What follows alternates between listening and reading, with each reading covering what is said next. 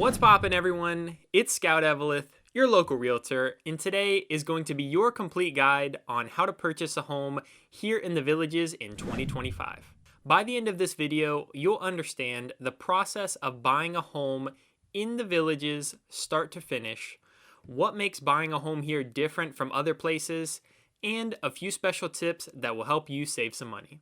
So, if you're thinking about buying, selling, or just wanting to stay up to date on everything that's happening here in the Villages, Florida, make sure you smash the like button and subscribe to the channel so you don't miss out. Also, be sure to check out my new website, scoutthevillages.com, which is the best way to find homes here in the Villages, Florida, linked in the top of the video description down below. So with that said, thank you so much, and let's get right into it. Now, buying a home is easily one of the biggest financial purchases most people will ever make, and deciding where to live is equally as important. So today, I'm breaking down the entire process into a simple step-by-step guide so you will know exactly what to expect and how to best prepare when the time comes to make a move. The first thing to consider when buying a home is how you plan to buy and how much you're wanting to spend.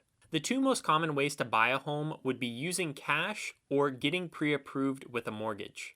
Now keep in mind, there's pros and cons to each. If you're able to use cash, then you'll end up saving a lot of money on closing costs, and sellers always prefer cash offers when compared to an offer with a mortgage. This is because they're less risky for the seller since they won't have to worry about financing considerations. Just make sure if you are planning to use cash that your cash is available, because the last thing you'd want is to find your dream home while your cash is tied up in an investment or another home and you're unable to make an offer. Now, if you're planning to get pre-approved, you should expect to pay more in closing costs, and the time to close may be a little bit longer depending on the type of loan that you're using. There's also a few more steps and considerations when using a mortgage, but as long as you're aware of those ahead of time, then it won't be a problem. After you know how you're planning to buy using cash or a mortgage, the next step is figuring out how much you're comfortable spending. Most people have a general idea how much they're willing to spend, but if you're unsure, then take some time to check out some homes that are for sale online. This will give you a better idea of what's available at different price points and help you set more realistic expectations. Now, if you're planning to finance, the next step is talking with a lender and getting pre-approved. It's best to do this now rather than later, because if anything is impacting your ability to buy a home, you'll want to address it as soon as possible and plan accordingly. I've seen it happen countless times. Someone thinks they're ready to buy a home,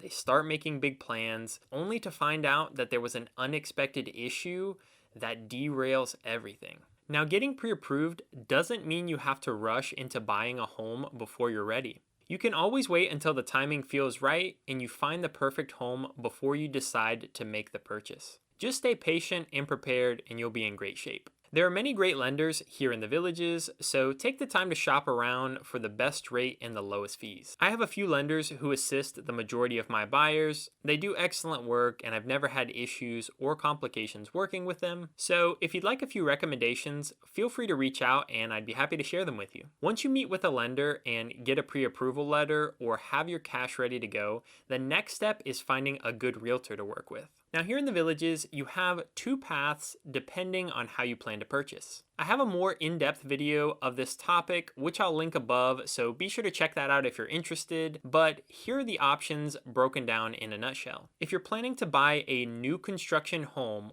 or wanting to have your home built, you have to go with the VLS or the Villages sales agents. These sales agents work exclusively for the developer and are the only ones authorized to sell new construction homes or buildable lots. So I'm sorry, I'd love to help, but unfortunately I cannot due to the rules that are set by the developer. But if you're looking to buy a pre-owned home like the ones you'd find on Zillow, Realtor.com, Homes.com, then you would need to use someone like me, which is an MLS licensed realtor. So again, based on the rules set by the developer, a VLS or Villages sales agent cannot help you buy a home that is listed on the MLS. This means that only an MLS realtor like myself can help you purchase homes that you see on websites like Zillow, Realtor, and Homes.com. Now, I know it might seem a little confusing, but hopefully that makes sense. Unfortunately, I didn't set the rules, I just have to follow them.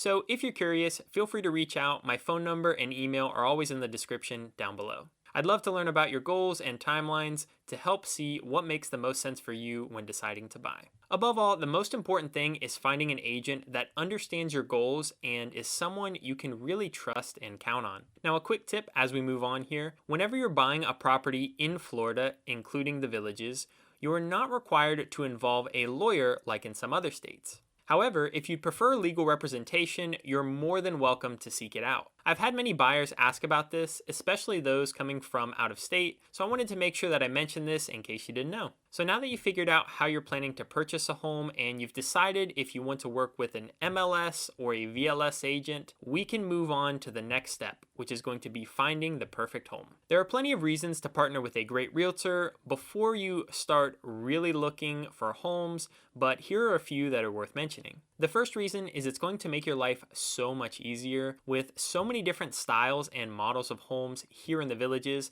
searching through them can become a nightmare if you don't know what you're doing. Number two is the Villages is massive. It spans 3 counties, and deciding which county is the best to buy in will be overwhelming without proper guidance. The third reason is great realtors spot potential issues a mile down the road, and having experience working in the Villages market means we know exactly what common pitfalls to avoid. Number 4 is we can provide insight on specific areas, neighborhoods, and amenities that you probably didn't know about or even consider beforehand. And number 5 is they can break down the exact cost of ownership. This would include things like the bond, CDD charges, and amenity fees, so you can properly prepare for the actual cost way before going under contract. The list goes on, but trust me, finding a good realtor will ensure that you're covered and eliminate any worries and risk of making a mistake. So now that you've found an agent and they've been sending you some homes for a while, you've been checking out online what's available, and after doing some browsing, you check out some homes and you decide that you want to see some in person. So once you sign a showing agreement, you and your agent can go see which one of those homes is best suited for you.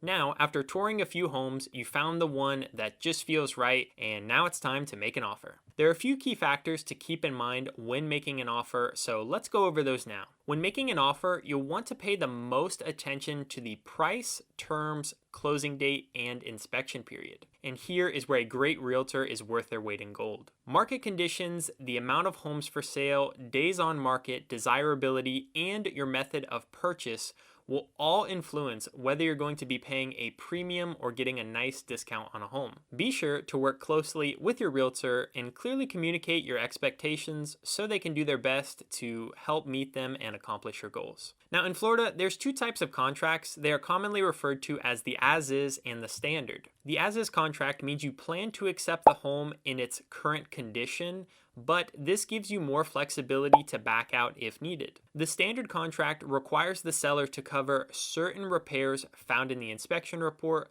up to a specific dollar amount, and since the seller is agreeing to take on these repair costs, it's more difficult for the buyer to back out of this kind of deal. Now, you don't need to memorize these details. Your realtor will handle them for you, but this will be relevant later on in the video, so I wanted to go ahead and briefly mention it now. Most of the time, your initial offer will not be accepted, so be prepared for a counter offer and some back and forth negotiations before both parties come to a formal agreement on the final sales price. But once that happens and your offer finally gets accepted, now what? Well, these next steps are some of the most important, so make sure to pay extra close attention. Once your offer is accepted and you're under contract, 3 things will happen very quickly. The first is submitting your escrow or good faith deposit. This needs to be done by the deadline that is stated in your contract. Typically, you'll wire funds directly to the title company or company that is handling your closing, but sometimes you can drop off a personal or cashier's check. Just confirm the deadline and how they are able to take the deposit far in advance. The second is going to be scheduling the home inspection as soon as possible. Your contract allows a specific time frame to complete inspections,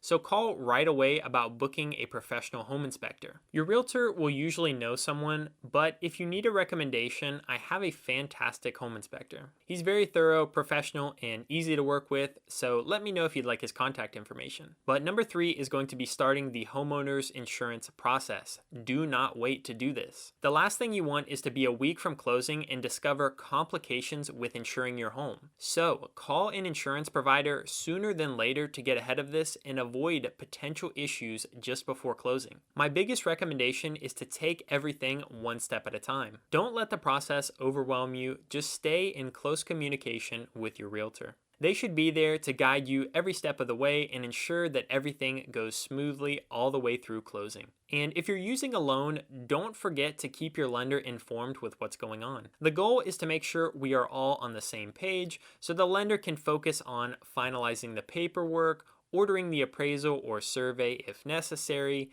and making sure the loan gets properly funded. Your realtor will coordinate with everyone involved. This is going to be yourself, the lender, and the title company to ensure that all deadlines are being met and everything is moving smoothly as we work towards closing. So once you made the escrow deposit, completed the home inspection, and found a good home insurance company, you're on to the next steps, which is reviewing the inspection report to ensure that everything looks good. If you have concerns or there are issues, you'll need to talk to your realtor and decide how the repairs are going to be handled, or if you want to adjust to the terms of the original agreement. Now, assuming you use the standard contract, which is most common when purchasing in the villages, and there are non-cosmetic issues on the inspection report, the seller is obligated to repair or replace them. You can sometimes renegotiate to get credit back for these repairs, but that's really on a case-by-case basis. So be sure to talk with your realtor. They'll tell you what options you have so you can make the best decision. Once you've completed the home inspection, you're nearly there. It's just a few more steps to get everything wrapped up. The title company will provide a title commitment after completing what is called the title search. This document outlines the rights that are being transferred in the property transaction, along with any restrictions or rights that others may or may not have to this property. And if you have any questions about this, you can always ask the title company, and I'm sure they'll be happy to explain any of those details to you. After that, you'll need to arrange for the utilities to be switched over. Ideally, about 3 days before closing is typically when you want to do it because they won't let you do it too far in advance. If an appraisal and survey are required, your lender will typically handle those. Make sure your loan gets finalized, and once they have everything they need, they're going to provide a clear to close letter for the title company. And the final step before closing is scheduling a walkthrough. During this, you'll check the home is in good condition and make sure that any agreed upon repairs have been completed. Whether you're closing remotely or in person, you'll have to sign the documents either at the title company or electronically. Once all the paperwork is signed, ownership is officially transferred and you are now the owner of your new home. At this point, you'll receive house keys, mailbox keys, and copies of all the closing paperwork, which you will use to head over to the village's sales center and have your village's ID and gate passes printed off. And that's it. You're officially a villager. Congratulations. With that said, I hope you found this video helpful or enjoyable. If you did, be sure to smash the like button and subscribe to the channel so you don't miss out. As always, be sure to leave a comment down below and let me know what you thought about today's video. I'd really appreciate it. Thank you all so much for watching, and until next time.